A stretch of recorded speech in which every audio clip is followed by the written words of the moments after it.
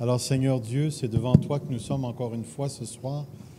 Et Père, nous allons terminer ce passage si merveilleux qu'est la bénédiction d'Éphèse, ces 14 premiers versets, Seigneur, dans lesquels tu nous révèles des choses très importantes et très profondes, Seigneur.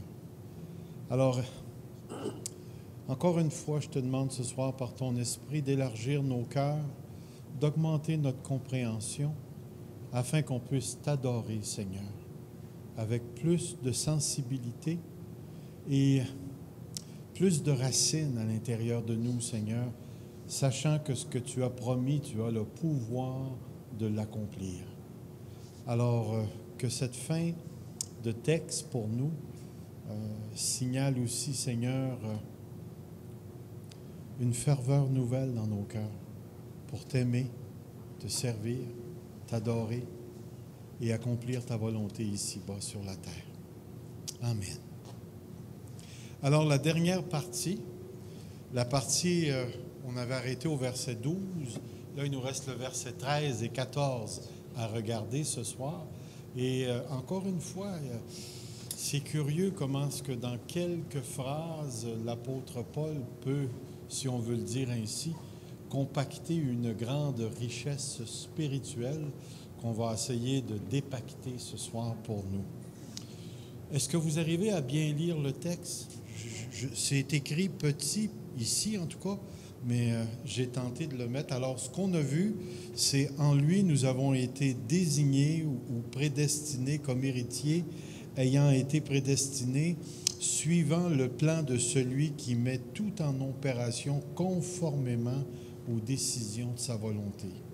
Le verset 12, pour servir à célébrer sa gloire, nous qui avons par avance espéré, c'est-à-dire par avance espéré dans le Messie. Ça, c'est la version second 21, qui est une version intéressante à lire aussi. En lui, vous aussi, après avoir entendu la parole de la vérité, l'évangile qui vous sauve, en lui, vous avez cru et vous avez été marqués.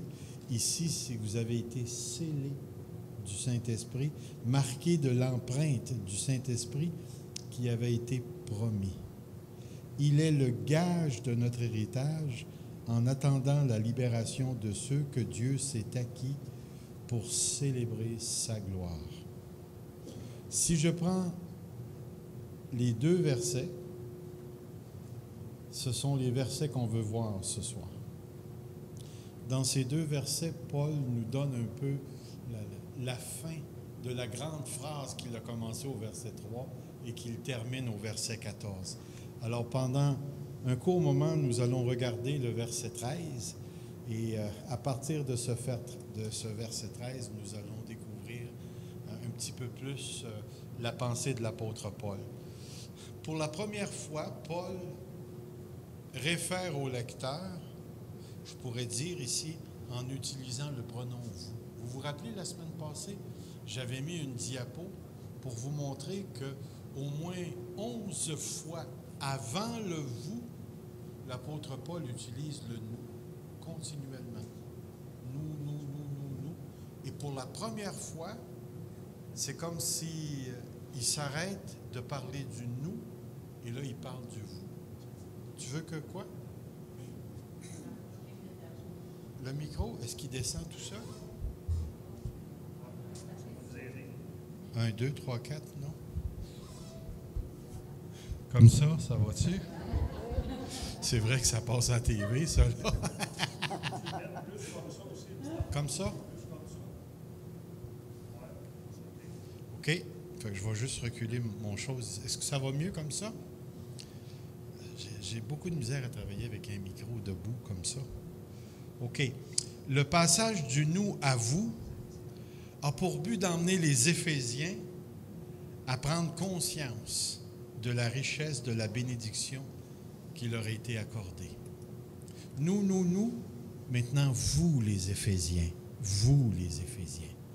c'est à vous à prendre conscience de ce que vous avez reçu, de ce que Dieu vous a accordé en Jésus-Christ.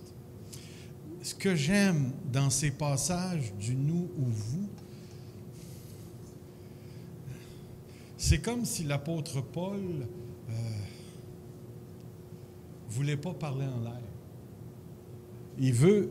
Il veut peindre un portrait magnifique de la grâce que nous avons reçue, mais il ne veut pas le peindre pour lui tout seul. Alors, vous remarquerez souvent, dans la prédication, le prédicateur, il va, à certains moments donnés, passer du nous au vous. Vous, les enfants de Dieu, là. Quand on fait une passe comme ça, c'est qu'on a l'intention de communiquer directement à ceux qui sont en avant de nous, afin qu'ils puissent saisir la portée de ce qu'on est en train de dire. Et je trouve que c'est tellement important de saisir ces petites nuances parce que ça nous fait prendre conscience.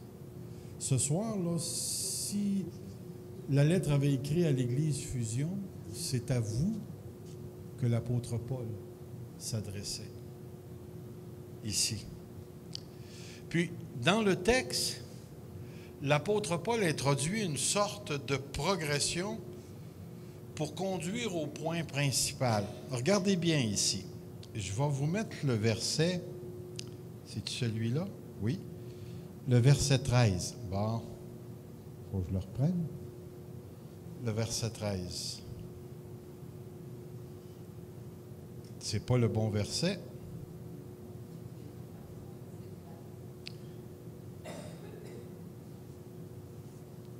Vous avez entendu.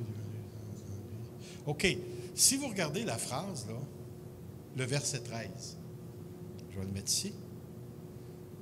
Où est la phrase principale?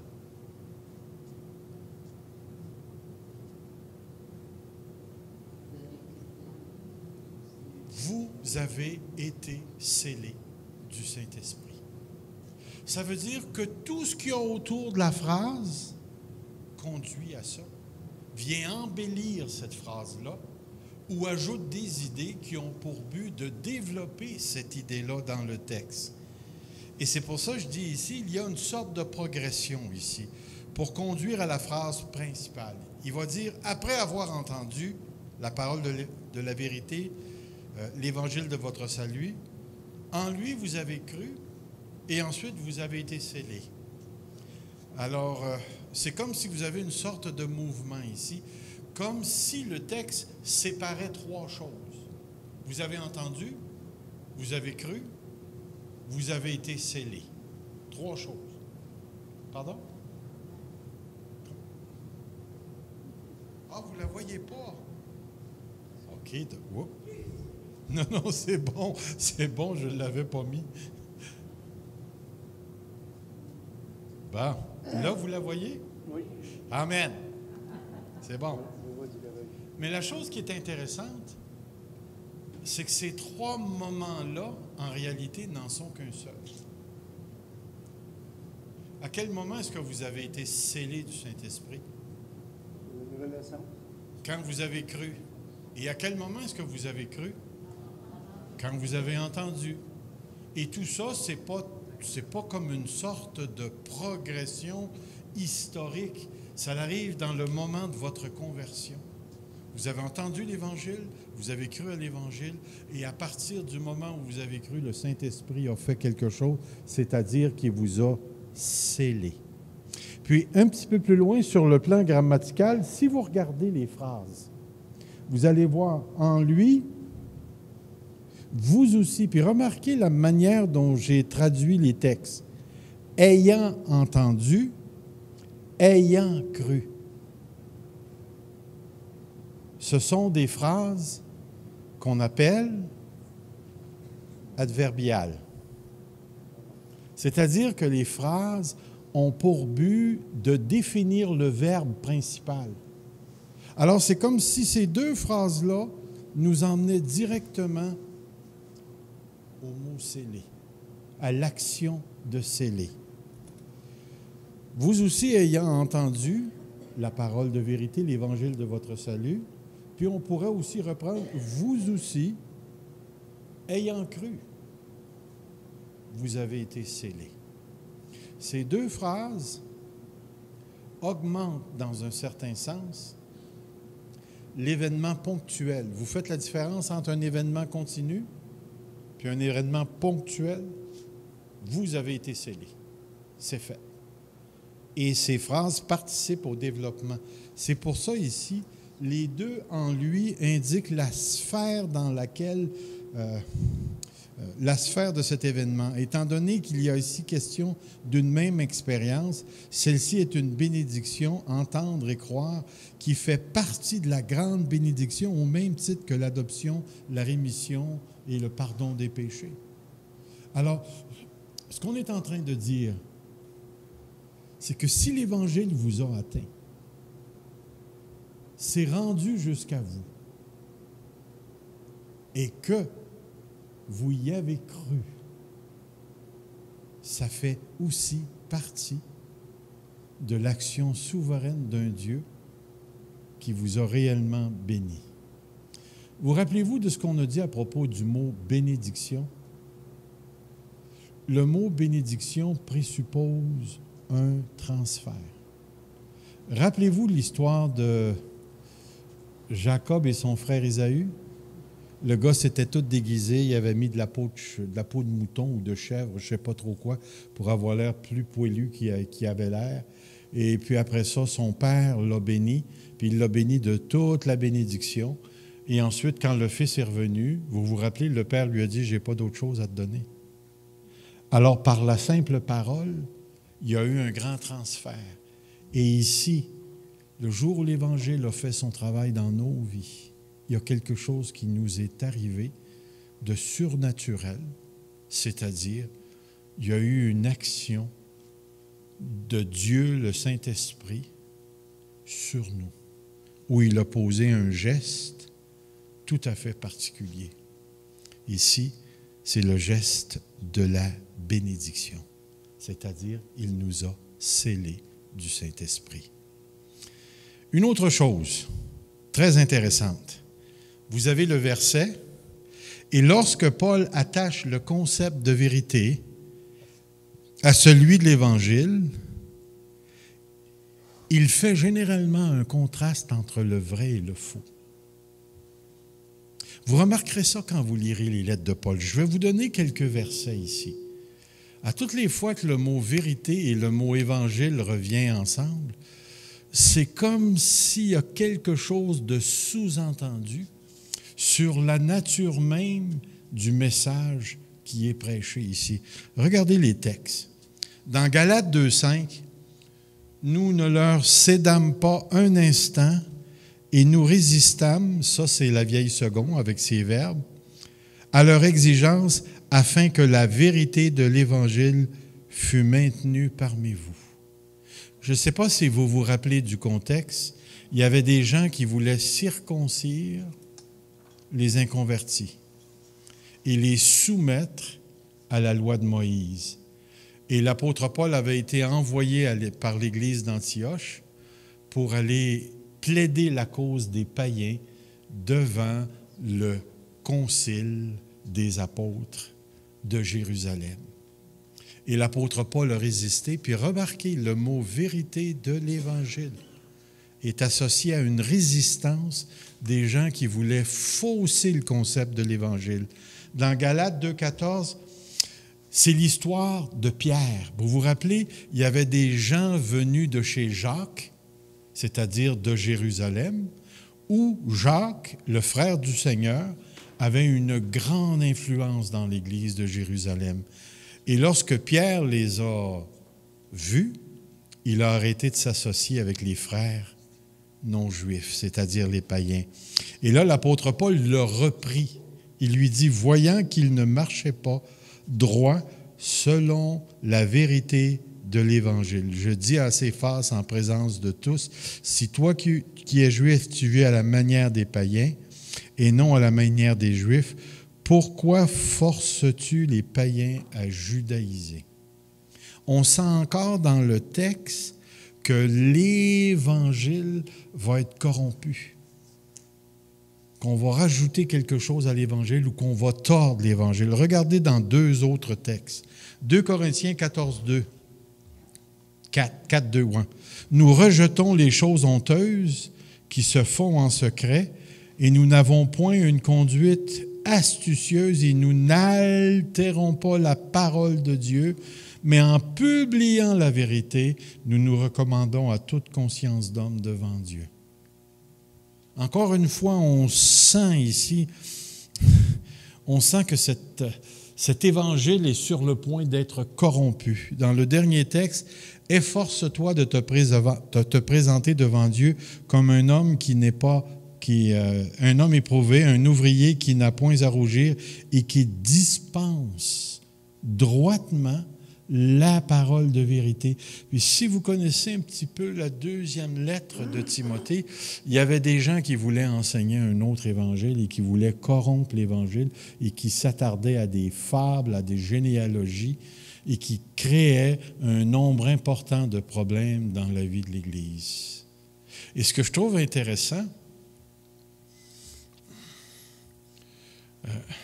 c'est qu'il est fort possible que les lettres de Timothée, les deux lettres de Timothée, soient en rapport avec l'Église d'Éphèse. Parce qu'on sait à travers l'histoire, selon la tradition, que Timothée a passé beaucoup de temps après Paul à Éphèse. Alors, il est fort possible qu'il y ait quelque chose là. Mais si l'apôtre Paul prend le temps de joindre le mot vérité et le mot évangile ensemble, c'est que quelque part, il y a comme un contexte qui entoure où le danger de corrompre l'Évangile est présent. Puis, je ne sais pas si vous pourriez être d'accord avec moi, mais l'une des choses qu'on a tenté de changer à travers les premiers siècles de l'Église, après la période apostolique, c'est bien la personne de Jésus-Christ et la Trinité, avec lesquels l'Église s'est battue pendant longtemps pour préserver la saine doctrine. Ça va ici? OK. Paul mentionne dans ce qui va suivre 4 aspects de l'œuvre du Saint-Esprit dans les versets 13 et 14. L'Esprit est promis, il y a le sceau, il y a le gage, et il y a toute la relation d'être scellé en lui ici. Vous avez déjà reçu de l'enseignement, je pense, sur le sceau, hein? Parce qu'on a déjà parlé du sceau ici. Vous savez ce que c'est qu'un sceau? Ça peut être une chaudière. Ça peut être une personne. Mais ça n'a pas rapport. OK. Alors, le sceau, on le voit ici, vous avez été scellés du Saint-Esprit. Le sceau n'arrive pas 50 fois dans la vie d'un chrétien. Ce n'est pas une expérience qui est répétitive. C'est une expérience salvatrice. Salvatrice. Si vous regardez certains textes, vous allez voir que le concept du sceau revient ici. N'attristez pas le Saint-Esprit de Dieu par lequel vous avez été scellés pour le jour de la rédemption. Dans l'autre texte, « Et celui qui nous a affermis avec vous en Christ et qui nous a oints, c'est Dieu, lequel nous a aussi marqués d'un sceau et a mis dans nos cœurs les arts de l'Esprit. » Si le mot « esprit » est avec une petite lettre, c'est que quand je transfère un texte de mon programme, je ne sais pas pourquoi, il transforme le mot « Jésus-Christ » avec un petit « C », puis il transforme le mot « esprit » avec un petit « E ». Si je ne pense pas d'échanger, mais ça a l'air de ça. Ici. Le sceau ou le scellage était une pratique très courante dans l'Antiquité. Le but du sceau était de garantir la qualité, l'authenticité ou encore d'établir un lien de propriété, c'est-à-dire d'une propriété, d'un document légal comme le mariage, les achats de propriété ou les esclaves. Donc, le sceau faisait partie de la culture romaine, latine, à l'époque de l'apôtre Paul. Lorsque l'apôtre Paul utilisait la notion de scellé, il n'y avait pas personne qui ne connaissait pas ce à quoi ça se rattachait. Aujourd'hui, on a aussi un modèle de sceau que vous pratiquez probablement à quelques reprises dans votre vie. Lorsque vous avez des papiers du gouvernement, vous devez signer. Votre signature est un sceau. Quand vous faites un contrat d'assurance vie ou d'assurance quelconque, vous avez tout un paquet de petites écritures. Là. Vous avez déjà vu ça? C'est petit. Puis la plupart d'entre nous, on ne le lit même pas. Et là, on s'en va en bas, puis on met notre sceau. On signe notre nom. Lorsqu'on signe, ça veut dire quoi? On est engagé dans tout ce qui est écrit sur la feuille, que tu l'aies lu ou non. Alors, on a un peu le même concept ici. Dans le contexte de la lettre aux Éphésiens, l'idée du sceau ou l'acte de sceller possède une orientation vers le futur. Éphésiens 4:30, les croyants ont été scellés pour le jour de la rédemption. Dans la littérature juive, on retrouve la même idée, celle de marquer ou de sceller des personnes pour le futur afin qu'ils échappent à la colère de Dieu. Et ce qui est intéressant, c'est qu'on retrouve un passage particulier dans le livre de l'Apocalypse au chapitre 7.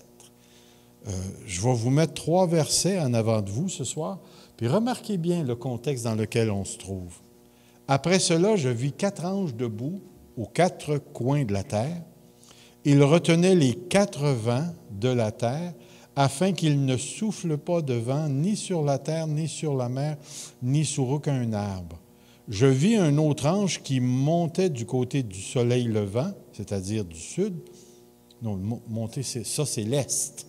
C'est l'est, OK? Et qui tenait le sceau du Dieu vivant. Il cria d'une voix forte aux 4 anges qui avaient reçu le pouvoir de faire du mal à la terre et à la mer. Comprenez, là, ils avaient reçu le pouvoir de faire du mal. Comment est-ce qu'on appelle ça? Si ce n'est pas un jugement. Puis là, il a dit, « Ne faites pas de mal à la terre, ni à la mer, ni aux arbres, avant que nous ayons marqué d'une empreinte, d'un sceau, le front des serviteurs de notre Dieu. » On le voit encore ici. Cette idée associée au jugement, mais la démarcation qui est le sceau et qui amène la protection sur ceux qui sont scellés. Un des éléments importants du sceau. Si l'idée d'être scellé pour la rédemption vise la protection future de la colère de Dieu, alors Dieu aurait choisi, élu, prédestiné des êtres humains qui sont par nature des enfants de colère, qu'on a vu dans Éphésiens 2:3, et il aurait fait sa marque sur eux en vue de la rédemption, Éphésiens 4:30, pour les délivrer de la colère à venir, Éphésiens 5:6. On retrouve tous ces concepts dans la lettre aux Éphésiens. Et ce qui est intéressant lorsqu'on s'arrête sur ce texte-là, c'est qu'on se rend compte que le sceau de Dieu établit un lien de propriété, établit la notion de protection, c'est-à-dire que nous sommes gardés pour le jour de la rédemption, pour le jour du salut. Et ce qui est intéressant dans le livre, dans la lettre aux Éphésiens, c'est que dans Éphésiens 4:30 parle d'une rédemption future, et dans le texte qu'on a lu, c'est qu'on a été prédestinés pour la rédemption. C'est-à-dire que la rédemption est une réalité déjà actuelle pour les enfants de Dieu. Nous avons été bénis. Nous avons été bénis. Une chose qui est intéressante, c'est le concept de protection.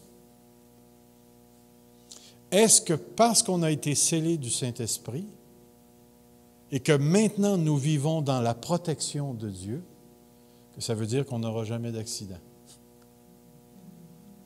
qu'on ne sera jamais touché par la maladie, qu'on ne sera jamais touché par la pauvreté, Alors, il faut bien comprendre la notion de protection. De quoi sommes-nous protégés en réalité? Avez-vous une petite idée? La colère de Dieu, définitivement, qui va s'exprimer à la fin. Et une autre chose qui est intéressante, c'est que le concept de la colère de Dieu, chez Jean, est une réalité actuelle. Le dernier verset du chapitre 3 de l'Évangile de Jean. Comment est-ce qu'il dit ça? Il va dire à tous ceux qui... Non, ça a rapport à ceux qui croient, ont la vie éternelle, pas aura. Mais celui qui ne croit pas ne verra point la vie, mais la colère de Dieu demeure sur lui. Demeure présentement sur lui. Donc, on voit une différence encore une fois ici. Alors, cette colère-là est à la fois présente, mais elle est aussi un événement final. Lorsque Dieu va revenir, le grand jugement, où il va séparer l'ivraie du blé et ainsi de suite, qui va séparer ceux qui sont de Dieu et ceux qui ne le sont pas, où Dieu va exprimer sa grande colère, où dans l'Apocalypse, ça parle des montagnes tombées sur nous et ainsi de suite. Protégez-nous de la colère de l'agneau et ainsi de suite. Je ne sais pas si vous avez déjà vu ça, un agneau en colère. Non. Un beau petit mouton, là. Hein? Mais là, ça ne sera pas la même sorte de mouton là, qui est là. Regardez, j'ai mis les textes encore une fois devant vous pour vous montrer comment ces concepts apparaissent dans la lettre aux Éphésiens. Le dernier, que personne ne vous séduise par de vains discours, car c'est à cause de ces choses que la colère de Dieu vient sur les fils de la rébellion. C'est réellement présent et on ne peut pas s'en détourner. Est-ce que Dieu est un Dieu d'amour?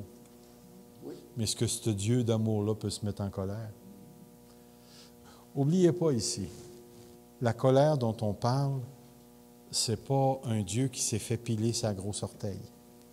Ce n'est pas une colère capricieuse. Tu me frustres, flaque. Ça a tout le concept de justice qui est attaché au concept de la colère de Dieu.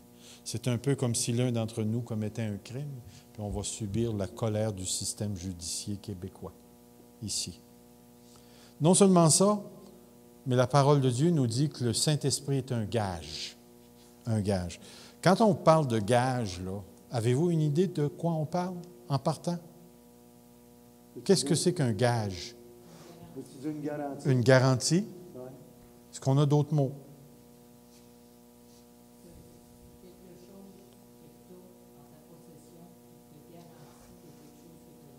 OK, oui. Savez-vous ce que c'est qu'un acompte? OK. Un avaloir? Quoi? Moi non plus, je ne le savais pas jusqu'au temps que je regarde dans le dictionnaire, là. Mais si vous regardez le verset 14, lequel est le gage de notre héritage? Le pronom lequel représente qui dans le texte? Qu'est-ce qui est le gage? Le Saint-Esprit. C'est le Saint-Esprit, c'est la personne du Saint-Esprit. J'aime beaucoup ton image, là. J'ai quelque chose qui me garantit. C'est exactement l'idée ici. Le Saint-Esprit est aussi un arabon, le gage, l'acompte. Regardez mon beau mot, là. L'avaloir, l'avance, le dépôt. Ce terme provient des milieux légaux et faisait référence à une partie d'une somme convenue entre deux parties qui engageait l'acheteur à verser la totalité de la somme dans les délais convenus. La plupart d'entre nous qui avons une maison, on a passé des années à les payer parce qu'on a déposé un acompte et ils nous ont prêté un montant. Et là, nous, à travers ce contrat-là, on s'engage à remettre pendant plusieurs années la somme au complet afin que celui qui a prêté reçoive le tout.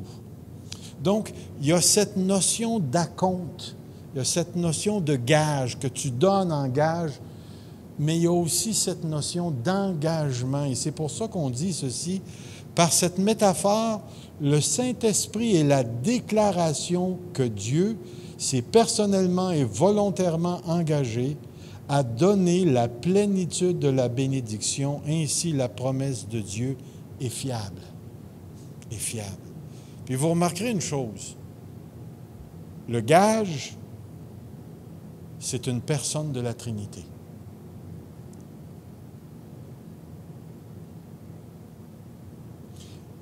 Qu'est-ce que je veux dire par ça? C'est que ce n'est pas une parole. C'est une personne. Et cette personne-là, on va le voir éventuellement si vous lisez la lettre aux Éphésiens, que maintenant nous formons une habitation de Dieu en esprit. Et l'Esprit Saint habite à la fois en nous et à la fois en moi. Je suis une personne habitée par le Saint-Esprit. La présence du Saint-Esprit garantit l'acquisition finale de la totalité de la promesse de Dieu. De la promesse de Dieu. Ça veut dire que sans l'Esprit, une personne ne peut pas recevoir la rédemption finale ou la totalité de la bénédiction que Dieu tient en réserve pour tous ses enfants. Vous vous rappelez du texte dans Romains chapitre 8 qui dit « Si quelqu'un n'a pas l'Esprit de Christ, il ne lui appartient pas. » Donc, c'est pour ça que dans un sens, le chrétien se définit par la présence d'un être divin en lui. Et c'est pour ça qu'on ne peut pas dire que tous les gens de Grimby sont des enfants de Dieu. Oui. Juste une minute, Guy va te passer le micro. Gare, il court.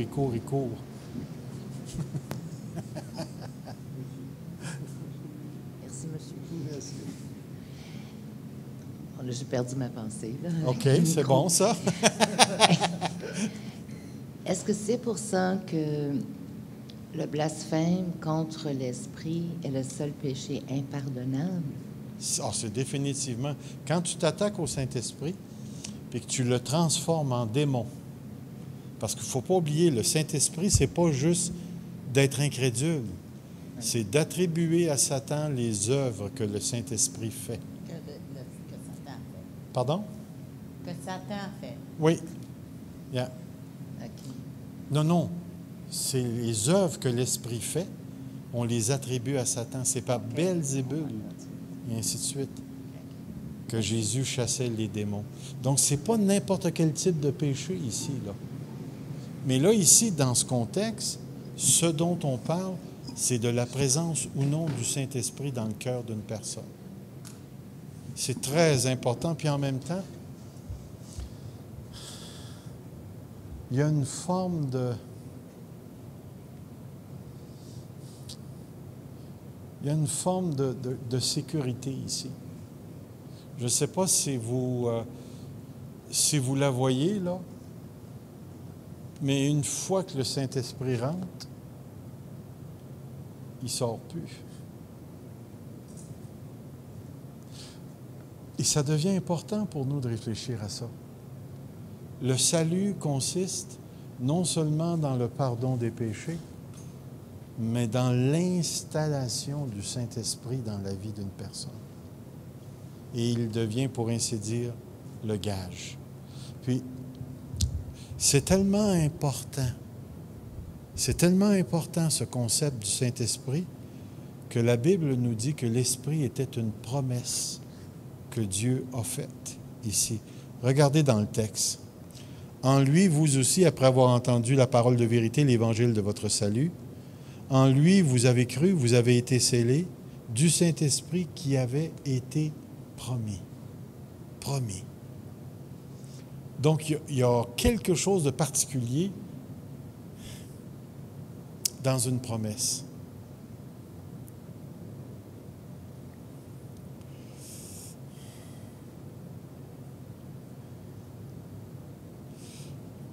Je vais vous phraser ça comme ça. Je serai sur le coin de la rue Saint-Charles-les-Cowies demain matin. Disons 10h30, OK? Mais là, je te promets que je vais être sur le coin de la rue Cowies-Saint-Charles à 10h30. Voyez-vous une différence entre les deux phrases? Qu'est-ce que le concept de promesse engendre? L'engagement, pas de même. Engage un engagement, définitivement. Une promesse engage la personne. Mais il y a quelque chose d'autre. OK, il y a la notion de certitude qui est là. La quoi? La fidélité, définitivement. Elle va être soit remise en question ou elle va être encouragée, un des deux. Mais quand je te dis, je te promets que demain matin, je vais être sur le coin de la rue Cowies et Saint-Charles, je viens d'engager le futur. Je viens de m'engager par rapport au futur. Une promesse, c'est une déclaration de ce que je vais faire dans le futur. Dans le futur. Je m'engage à ce que l'événement que j'ai déclaré envers toi va se réaliser. Puis vous savez, quand vous et moi, les humains, au niveau des promesses, on peut promettre tant qu'on veut, mais si je m'en viens à pied du coin de la rue Saint-Jacques jusqu'au coin, puis là, il y a un gros camion qui me passe sur le dos, soyez assurés que je ne serai pas sur le coin de la rue à l'heure que j'ai dit. Je vais peut-être arriver un petit peu en retard ou arriver juste le mois ou l'année prochaine. Mais ça ne sera pas demain. Mais quand on parle de promis, on parle d'une promesse qui a été faite par celui qui non seulement ne peut pas mentir, mais dont rien ne peut empêcher la réalisation. Et c'est pourquoi que la teneur de la promesse dans ce texte-ci est tellement, tellement important. Dieu s'était engagé personnellement à donner son Saint-Esprit ici. Je vais vous mettre des textes qu'on retrouve dans le Nouveau Testament qui nous parlent du Saint-Esprit comme une promesse. Comme il se trouvait avec eux, Jésus se trouvait avec les apôtres, il leur recommanda de ne pas s'éloigner de Jérusalem, mais d'attendre ce que le Père avait promis. Et qu'est-ce qu'il avait promis? Ce que je vous ai annoncé, leur dit-il. Puis là, il va parler baptême du Saint-Esprit. Et là, il va dire ensuite, le Saint-Esprit survenant sur vous. Dans Acte 2, 33, il va dire, élevé à la droite de Dieu, il a reçu du Père le Saint-Esprit qui avait été promis et qu'il a répandu comme vous le voyez et l'entendez. Dans la lettre aux Galates, on retrouve la même pensée, afin que la bénédiction d'Abraham pour les païens eût pour les païens son accomplissement en Jésus-Christ et que nous reçussions par la foi le Saint-Esprit qui avait été promis. Vous rappelez-vous de la bénédiction d'Abraham? Je bénirai toutes les nations par ta descendance. Là, on se retrouve dans l'Ancien Testament, dans le livre de la Genèse, où Dieu va faire une promesse, puis entre vous et moi, là, le Saint-Esprit n'est même pas mentionné dans la promesse. Mais quelque part, l'apôtre Paul va faire un lien entre le Saint-Esprit et la promesse faite à Abraham. Et là, on a ce fameux texte dans Éphésiens. Quand on va dans l'Ancien Testament, on retrouve des versets spécifiques. Il dit « Jusqu'à ce que l'Esprit soit répandu d'en haut sur nous et que le désert se change en verger. » Tralala. Dans Isaïe 44, verset 3, « Car je répandrai des eaux sur le sol altéré, des ruisseaux sur la terre desséchée. Je répandrai mon esprit sur ta race. » Là, j'ai mis les versets petits. J'espère que vous allez pouvoir les lire parce qu'ils viennent tous d'un même livre. Le livre d'Ézéchiel. Est-ce que vous arrivez à lire ou c'est écrit trop petit? Ça va? Je leur donnerai un même cœur et je mettrai en vous un esprit nouveau. Verset 26, je vous donnerai un cœur nouveau et je mettrai en vous un esprit nouveau. Verset 27, je mettrai mon esprit en vous. Verset 14, je mettrai mon esprit en vous et vous vivrez et je rétablirai dans mon pays. Le texte par excellence qu'on entend, c'est celui-ci. Après cela, je répandrai mon esprit sur toute chair. Vos fils, vos filles prophétiseront. Vos vieillards auront des songes. Vos jeunes gens des visions. Et même sur les serviteurs et sur les servantes, dans ces jours-là, je répandrai mon esprit. Puis vous vous rappelez sans doute de l'évangile de Jean, où après la glorification de Jésus-Christ, le Saint-Esprit devient le paraclet, c'est-à-dire qu'il va jouer jusqu'à un certain point le rôle du Christ. Il va perpétuer l'œuvre du Christ. Et lorsqu'on lit les actes des apôtres, le Saint-Esprit est présent partout dans le livre des apôtres, en train à la fois de diriger, de répandre, de convertir, d'orienter la mission sous toutes sortes de rapports. Il est très présent et il est très actif. Lorsqu'on s'en va dans les lettres de Paul, l'Esprit qui est présent va nous être décrit comme une présence, comme une habitation. Il va être aussi décrit à partir des actions dans 1 Corinthiens 12, les dons du Saint-Esprit, qu'il attribue à qui il veut, au moment où il veut.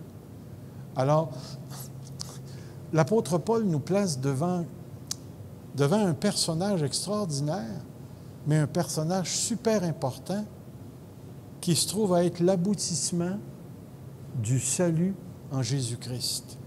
Si quelqu'un n'a pas l'Esprit, il ne peut pas être sauvé. Il ne peut pas être sauvé. Et toutes les religions qui font du Saint-Esprit une créature, une force ou l'absence, ces religions-là sont contraires à la révélation de Dieu. À la révélation de Dieu. C'est tellement important. Le Saint-Esprit, c'est Dieu. C'est Dieu sur la terre présentement. Alors nous avons besoin de saisir cette dimension-là en ce qui concerne le Saint-Esprit. Vous vous rappelez, on avait fait une série sur contre l'Esprit, les choses qu'on peut faire. On peut éteindre l'Esprit, on peut attrister l'Esprit, on peut mentir au Saint-Esprit, on peut désobéir au Saint-Esprit. On avait parlé de tous ces éléments-là. Et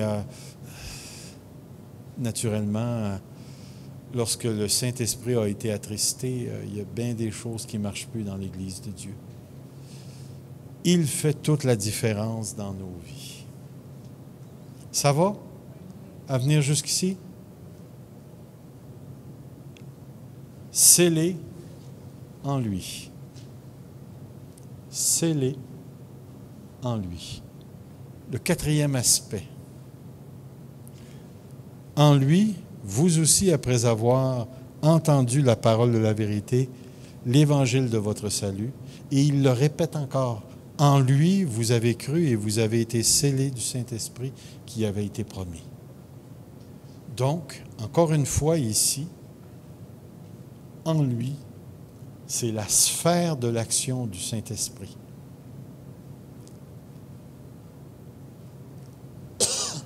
Voici ce que je veux dire. Encore une fois, l'apôtre confirme que l'action de Dieu s'effectue à l'intérieur de la sphère de Jésus-Christ, son Fils. Ce n'est qu'en raison de la relation que nous entretenons avec le Seigneur Jésus que le sceau devient une garantie d'un futur eschatologique certain. Le mot eschatologique veut dire la fin, garantie de la fin. Il nous faut prendre conscience que Christ est le lieu, le centre, le moyen de Dieu. Enlever Jésus-Christ et tout l'édifice s'écroule. Alors c'est toujours à travers son Fils. Son Fils. Une autre chose, la rédemption, un terme qui revient encore,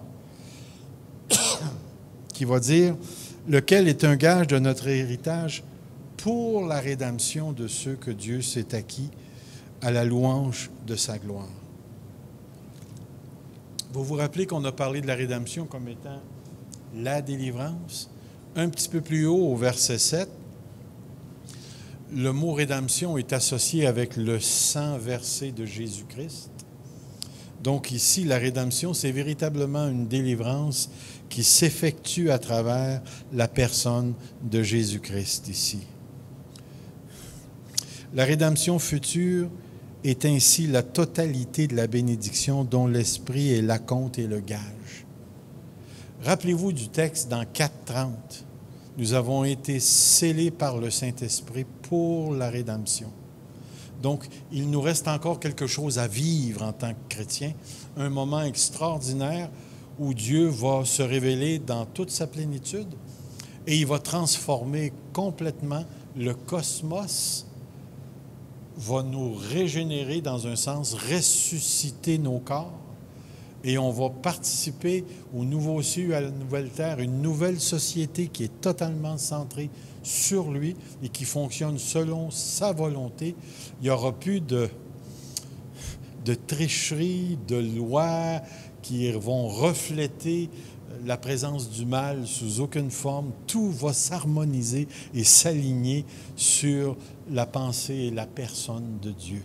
C'est ce qui nous attend ici. Alors, lequel est le gage de notre héritage pour la rédemption de ceux que Dieu s'est acquis à la louange de sa gloire. Remarquez le texte ici.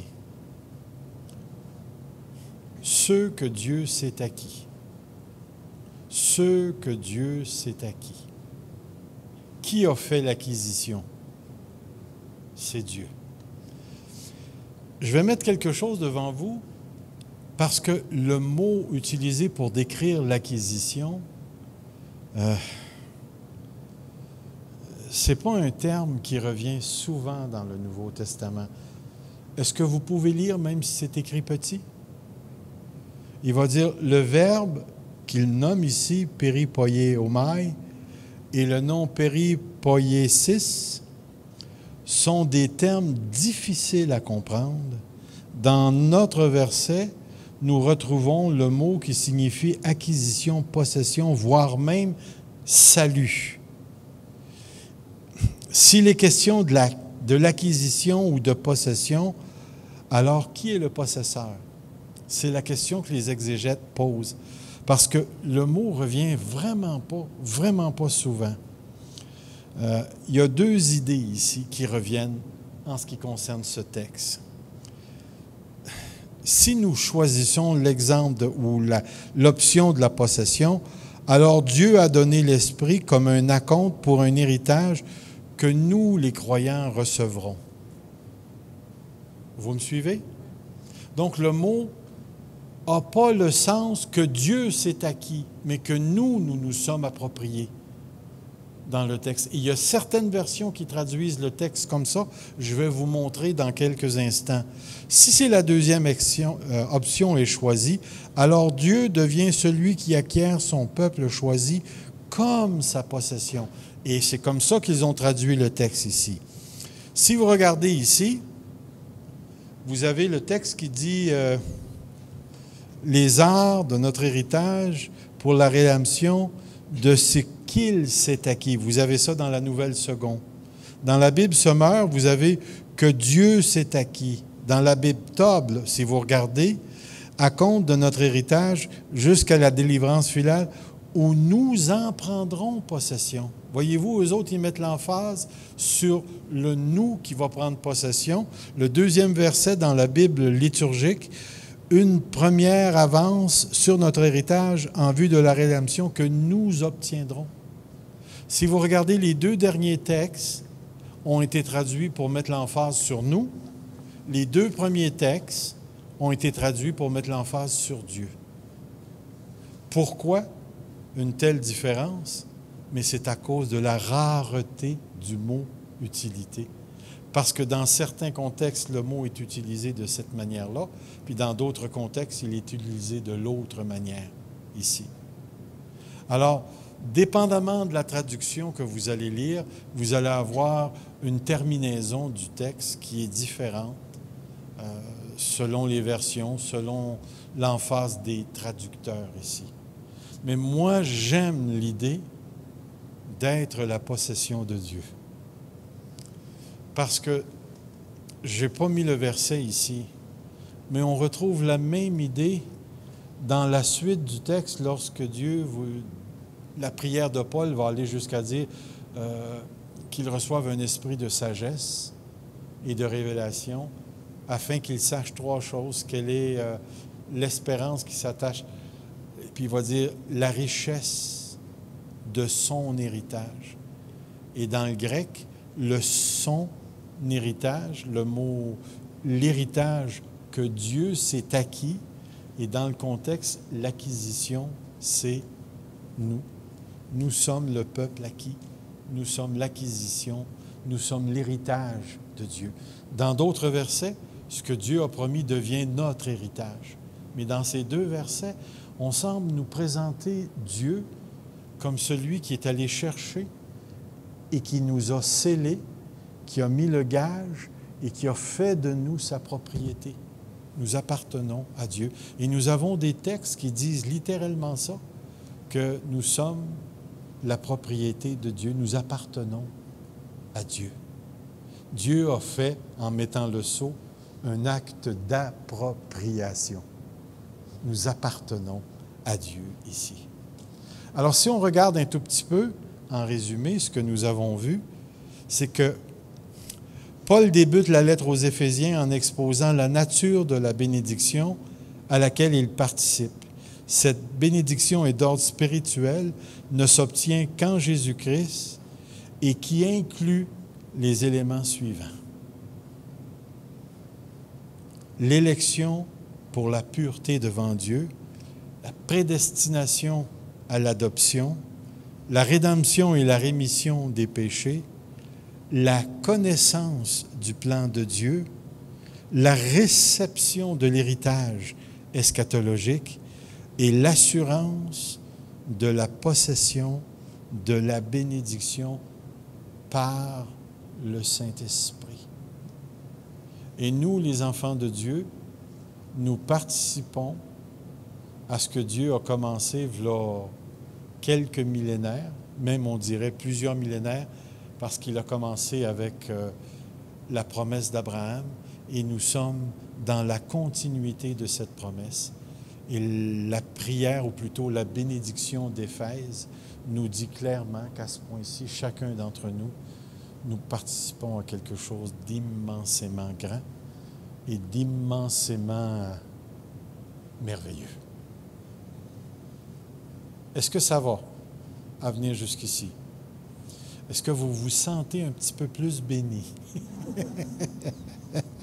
Parce que nous sommes réellement les possesseurs d'une grande chose. Il y a un dernier texte que je n'ai pas mis ici. Ça se trouve être dans la lettre aux Hébreux, où l'auteur de la lettre va dire « Dieu a tout mis sous ses pieds. Il n'a rien laissé qui ne lui soit soumis. Mais nous ne voyons pas encore que toutes choses lui ont été soumises. » Donc, présentement, dans la condition où on se trouve, et vous vous rappelez de la phrase qu'on a souvent mentionnée dans le passé, nous vivons dans le maintenant et le pas encore. Maintenant, je suis sauvé, maintenant, je suis scellé, maintenant, j'ai le gage, maintenant, je suis adopté, maintenant, je suis assis avec Christ dans les cieux, mais je ne suis pas encore entré dans la plénitude de ce salut, la pleine réalisation de ce salut. Mais en raison de la relation que j'entretiens avec Jésus-Christ, j'ai toute cette assurance-là. J'ai cette certitude au plus profond de moi. Et la certitude que j'ai n'est pas le fruit de mon imagination, mais le fruit d'un être extraordinaire qui s'appelle le Saint-Esprit, qui dit à mon esprit que je suis un enfant de Dieu. Alors, la bénédiction d'Éphèse était probablement le tremplin que l'apôtre Paul utilise pour tout ce qui va suivre dans la lettre. Parce qu'après, dans la lettre, l'apôtre Paul va parler de la prière qu'il fait pour les Éphésiens afin qu'ils deviennent conscients de cette bénédiction-là. Ensuite, il va encore parler de la grâce merveilleuse que les Éphésiens ont reçue en leur disant « Vous étiez morts dans vos péchés dans lesquels vous marchiez, sous l'influence du malin, tralala, tralala. Mais lorsque vous étiez morts, lui vous a rendu à la vie en Jésus-Christ. » Puis lorsque tu arrives dans l'autre partie du chapitre 2, il va commencer à dire aux gens, vous n'aviez pas de promesse, vous, les païens. Vous n'aviez même pas de cité, vous n'aviez pas de vrai Dieu. Mais en Christ, Dieu a fait des deux un seul. Vous avez été rapprochés, vous êtes devenus une habitation de Dieu en esprit.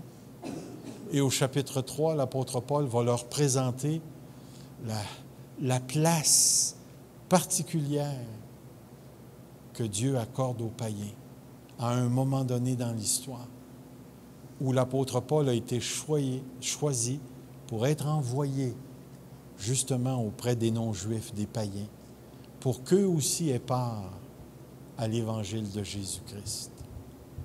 Alors nos frères juifs chrétiens sont nos frères, mais nous aussi, nous sommes leurs frères. Est-ce qu'ils ont un avantage sur nous?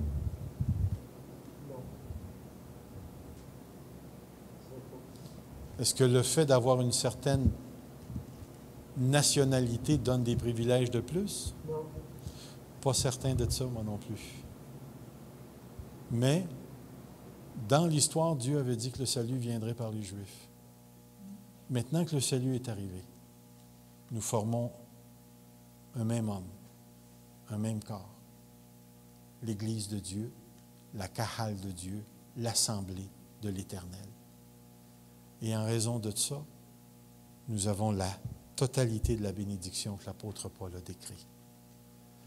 Je ne sais pas si ça a un effet quelconque sur votre vie, mais la compréhension de ce texte-là a fait en sorte que mes yeux se sont souvent tournés vers le futur.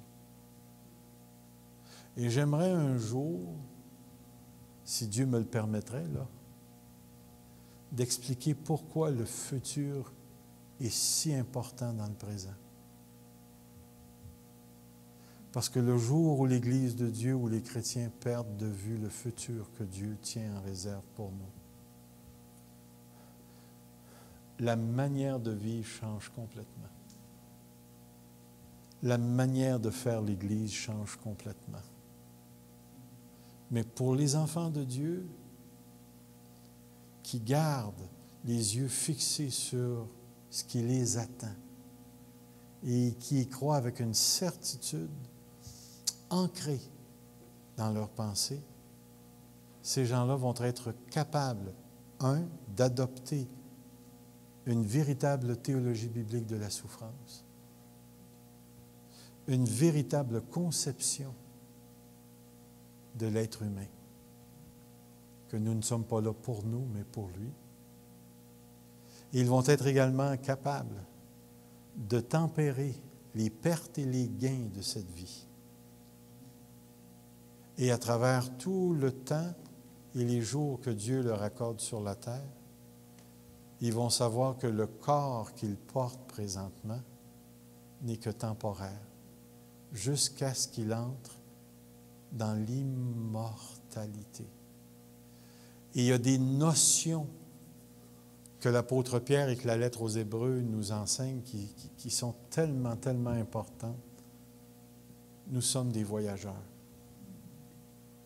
Et même l'apôtre, c'est-à-dire l'auteur de la lettre aux Hébreux, va aller un petit peu plus loin. Il va dire, nous sommes des étrangers. L'apôtre Paul, dans la lettre aux Philippiens, il va dire, notre cité à nous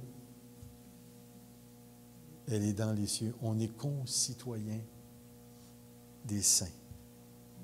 Notre véritable demeure, elle n'est pas ici. Elle est là-bas, avec lui. Et l'apôtre Paul nous a révélé quelque chose de très important. C'est qu'il vaut mieux quitter ce corps et être auprès du Seigneur.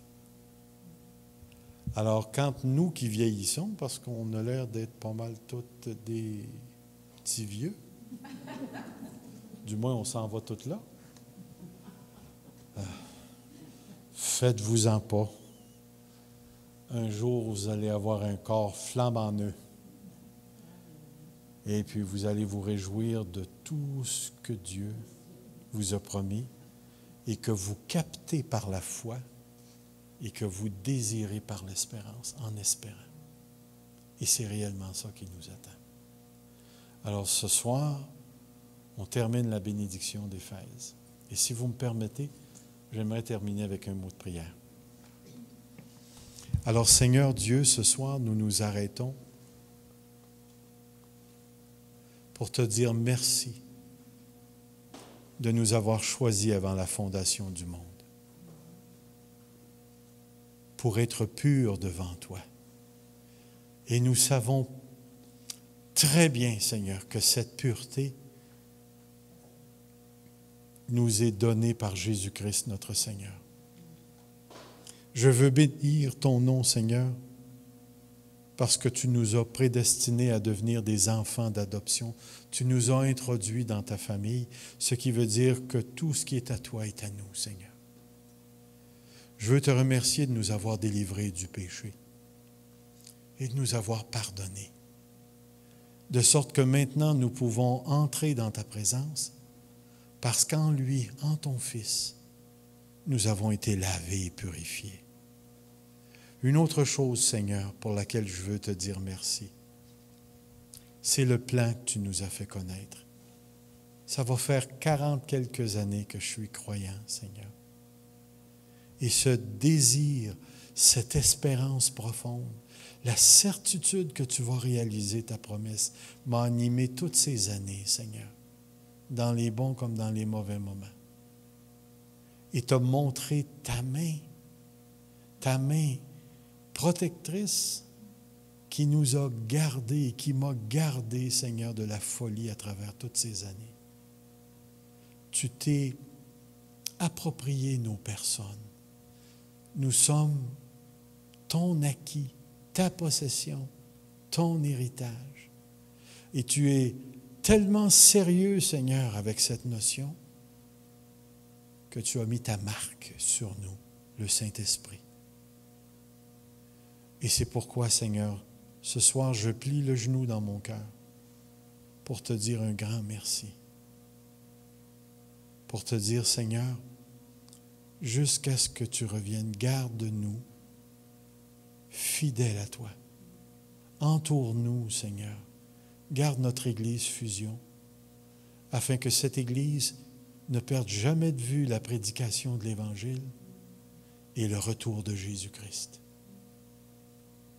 Que toutes nos vies, Seigneur, ne soient pas seulement loi et principe, mais adoration spontanée et réjouissance, parce que tu nous appelles à célébrer la louange de ta gloire.